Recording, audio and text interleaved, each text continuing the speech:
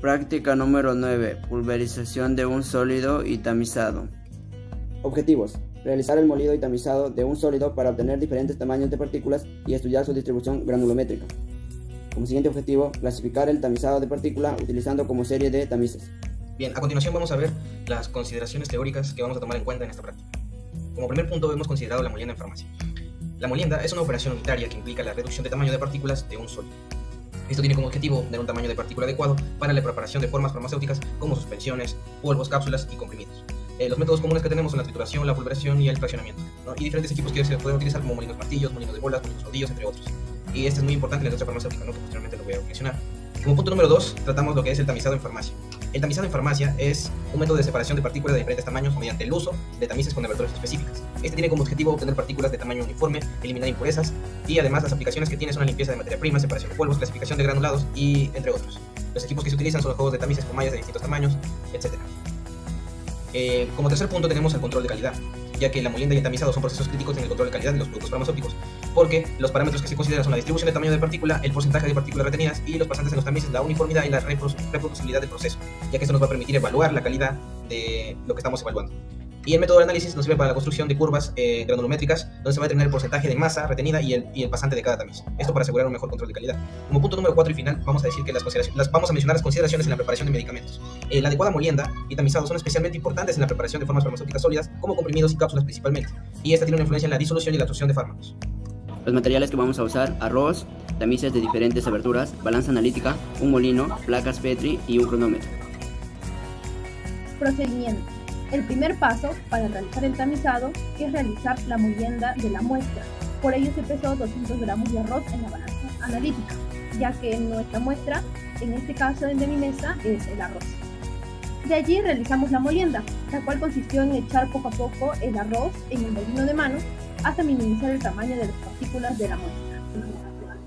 Bien, luego de haber realizado los anteriores pasos, se realiza el tamizado, el cual consistió en poner la muestra del arroz molido sobre el primer tapiz y taparlo con su respectiva tapa.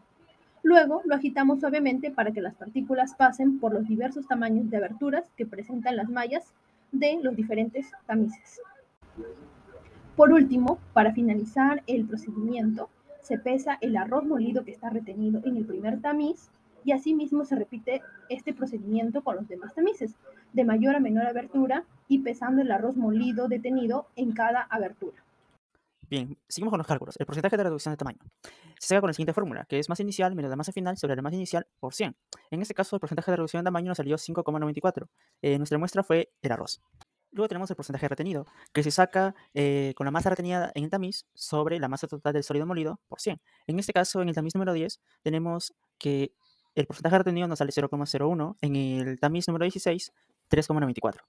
Luego tenemos el tamiz número 23, con un diámetro de 750 micrómetros, con un porcentaje retenido del 38,03. Luego tenemos el tamiz número 50, con un diámetro de 300 micrómetros, con un porcentaje retenido del 48,77. Y por último tenemos el fondo, en donde el porcentaje retenido nos salió que es del 9,26%. Ahora sí, como resultados, observamos en la tabla número 1 al análisis granulométrico por tamizado de una muestra sólida heterogénea, donde podemos observar que el tamiz número 50 presenta un diámetro de malla de 300 micrómetros, el cual presenta un mayor peso retenido de 91,7368 gramos, el cual presenta un porcentaje retenido de 48,77% y un porcentaje acumulado de 90,74%, lo cual nos indica que en este tamiz se ha distribuido la mayor cantidad de partículas de un mismo tamaño después de haber sido molida. Ahora podemos visualizar el gráfico número 1 correspondiente al tamaño de mallas versus el porcentaje retenido, donde se observa que el diámetro de la malla de 300 micrómetros contiene el mayor porcentaje retenido, de 48,77%, donde se encuentra la mayor cantidad de partículas después de la molienda. Muy bien, en la gráfica 2 logramos observar el diámetro de malla versus el porcentaje acumulado. Esta curva representa a la distribución de los tamaños de las partículas de la muestra después de la molienda y se conoce como curva granulométrica. En la gráfica logramos observar que en la curva tiene una inclinación hacia la derecha, lo que significa que en nuestra muestra encontramos en gran mayoría partículas gruesas. Discusión. En la tabla número 1, de porcentaje de peso retenido versus el tamaño de malla, se puede observar una curva granulométrica con una desviación hacia la izquierda. Esto quiere decir que el número de malla de 300 tiene mayor porcentaje retenido de la muestra de arroz, con un porcentaje de 48,77. Y en el caso del número de malla de 2000, tiene solamente el 0,01%. Esto indica que hay mayor cantidad de partículas finas en la muestra. Esto es debido a que la muestra de arroz fue molida 3 veces y, como sabemos, el proceso de molienda disminuye el tamaño de partícula. Además, la muestra analizada tiene una distribución granulométrica con una proporción considerable de partículas que van desde el 750 y 300, mientras que la cantidad de partículas de tamaño superior a 2000 es menor. Discusión. En el trabajo que lleva por título Análisis de la molienda de explayer de soya, evaluando la performance de diferentes tipos de molinos, se realizó el análisis del proceso de molienda y de tamizado de este explayer de soya, que es más bien un subproducto de la extracción de aceite. En este caso, la molienda se realizó por 3 molinos, el cual fue el de bolas, el de rodillos y el de cuchillas. Y en el caso del tamizado se realizó mediante una serie de tamices que fueron desde el 5, el 6, el 10, el 12, 25 y 30.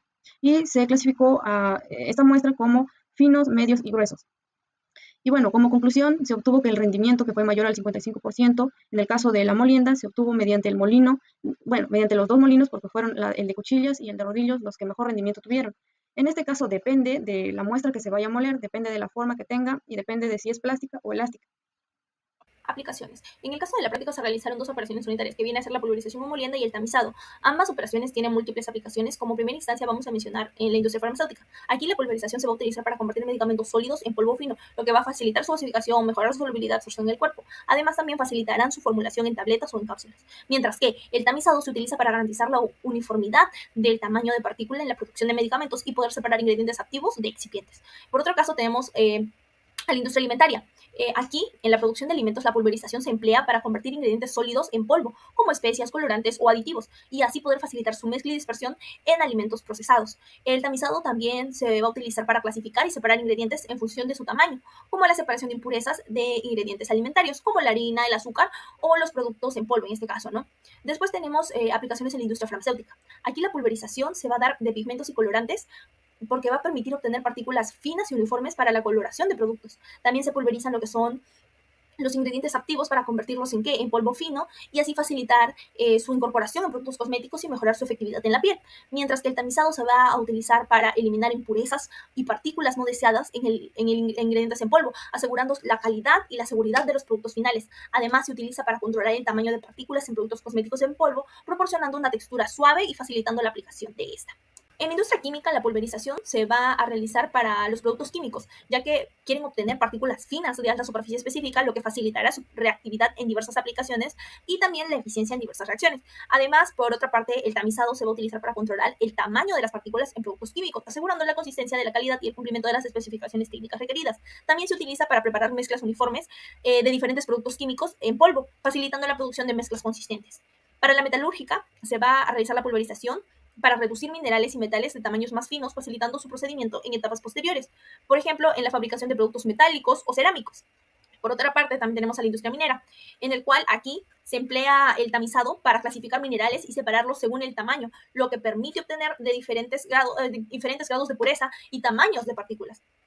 Y finalmente tenemos la innovación en cuanto a la pulverización para las nanopartículas, el cual se centra en el desarrollo de técnicas y tecnologías que permiten producir nanopartículas de manera eficiente, controlada y reproducible.